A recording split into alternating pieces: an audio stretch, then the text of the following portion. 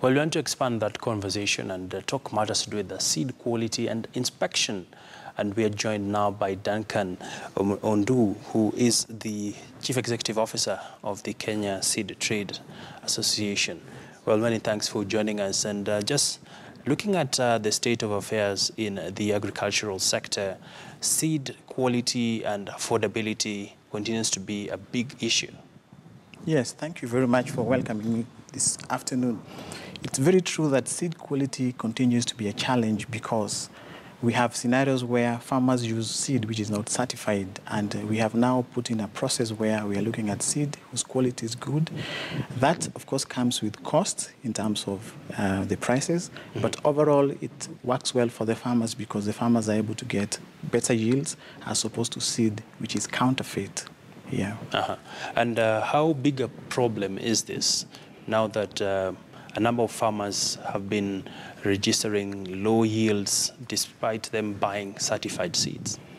Yeah, there are a number of reasons that finally will cumulatively, determine the quantity in terms of the harvest. But it has been found out that seed is one of them. We have rough estimates that give about 60 to 65% of this as a challenge where farmers use seed which is not certified, and that finally affects the produce. So yes, indeed, it is a challenge. And one of the things that our association has done in partnership with KEFIS and one of the other service provider is to develop sticker labels where you scratch the label and then you send it to a number 1393, and then it is able to tell you whether this particular seed is good quality, whether it is certified or not. If you do not get results which are positive, then most likely that particular seed is counterfeit. All right. Yes. And how do we ensure that the farmers are well informed and they're able to procure the right quality seeds? And, of course, ensure that the unscrupulous businessmen also get to be caught, the people who are selling the fake seeds? STAC, in partnership with other service providers, has been running a campaign since February. In terms of awareness creation, we have done posters, we have been able to talk through vernacular stations, we've been able to have discussions, and also we are working through agrovets. Agrovets are the extension reach almost at the community level. So through these processes, we've been able to have a scenario where farmers generally are aware. And last month, at the 13th of October, we formally launched the sticker labels where the ministry was represented. So awareness creation is the thing, but we still continue because we know awareness always has to be enhanced from time to time. All right. So for now, on average, most farmers are aware. So how do you distinguish between a genuine seed and a fake seed? Give us just a quick illustration. It's seed which is genuine is seed which has gone through certification process. We have inspectors in the field who have inspected it, and finally they give you a clean bill of health. Seed which is not genuine sometimes is not easy to know because counterfeit persons even coat them.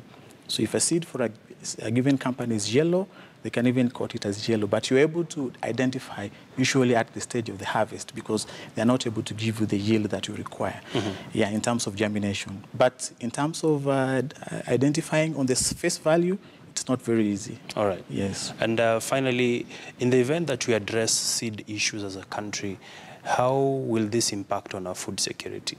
It will tremendously because research has shown that if farmers continuously and are encouraged to use seed which is certified, the production levels on average, if you leave climate change, if you leave other factors, the yields are comparatively going to be very high. So this is what the association is working on with the other actors to ensure that food security becomes something that is guaranteed in the country. Yes. And just getting a parting shot, Kenya is one of the big players in agriculture in East Africa. Perhaps looking at the number of reforms coming through, be it from reducing the cost of inputs to even addressing issues of seed quality, where do we see ourselves in relation to just feeding more countries and ensuring we are food secure? Yeah, very quickly, Kenya is one of the 5 countries which have been able to have their seed, in terms of regulations within the COMESA countries. We also are a key actor within the EAC bloc. So in terms of providing sufficient food. We see that in the next couple of years or so, because of these particular reforms, Kenya is going to do significant contribution in terms of food. And we are looking at food not only just in terms of maize, but also other cereals. And finally, I also wanted to take this opportunity to let the public know that the association is organizing for an annual congress, which we've been organizing every year. This is the 6th annual congress we're having.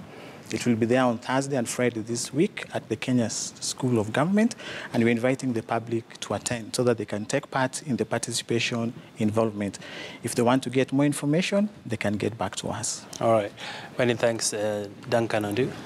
Pleasure speaking to you, and of course, we look forward to seeing more productivity across the various farmlands in the country.